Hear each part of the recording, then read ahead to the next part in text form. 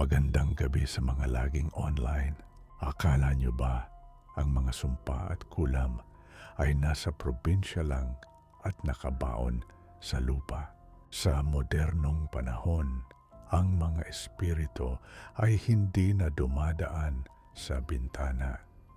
Dumadaan na sila sa inyong Wi-Fi.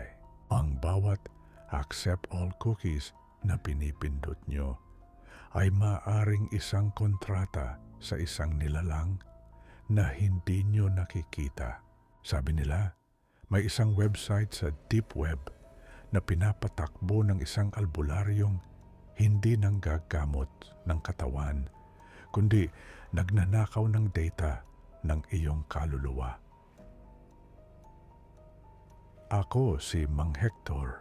Huwag kang mag-o-open ng link na galing sa hindi kilalang sender dahil baka ang ma-download mo ay hindi virus kundi isang demonyong magpapagalaw sa iyong cursor habang ikaw ay natutulog.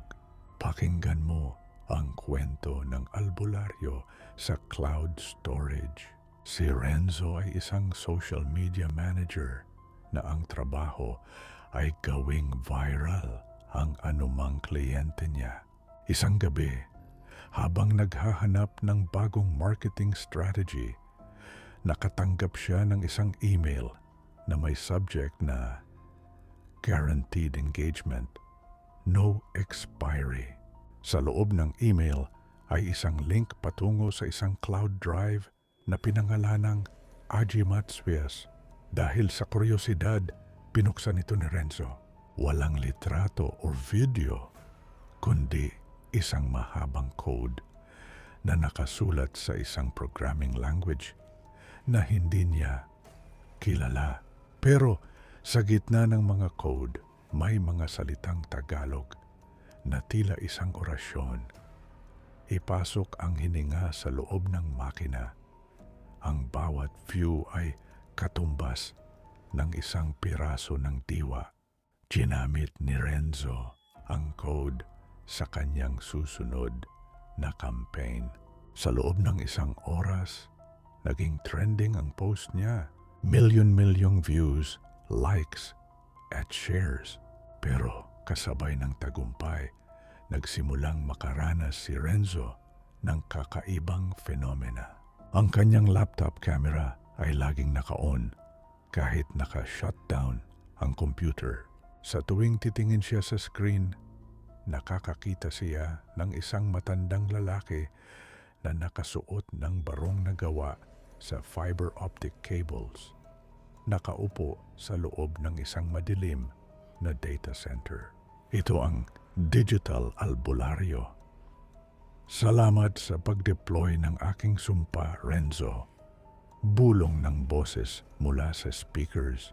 Ang bawat taong nag-click sa link mo ay nagbigay sa akin ng access sa kanilang subconscious. Ngayon, kontrolado ko na ang kanilang mga panaginip. At nataranta si Renzo at sinubukang i-delete ang post. Pero ang delete button ay naglalaho sa tuwing itatapat niya ang cursor. Ang kanyang smartphone ay nagsimulang mag-init hanggang sa mapaso ang kanyang palad. Nang tingnan niya ang kanyang kamay, ang kanyang mga fingerprint ay napalitan ng mga binary code na 0 at 1. Biglang nag-vibrate ang lahat ng device sa kanyang kwarto. Sa screen ng kanyang TV, monitor at tablet, lumitaw ang mga mukha ng mga taong nag-share ng post niya. Sila ay nakatitig sa kanya. Ang kanilang mga mata ay wala ng itim, kundi purong asul na liwanag ng screen. Renzo, kailangan namin ng mas maraming storage. Sabi ng digital albularyo, ang utak mo ang gagawin naming server. Naramdaman ni Renzo na ang kanyang mga alaala ay dahan-dahang kinokopya at tinatanggal sa kanyang isip ang kanyang unang alaala, ang mukha ng kanyang ina, ang pangalan niya. Lahat ay nagiging file format na .rap.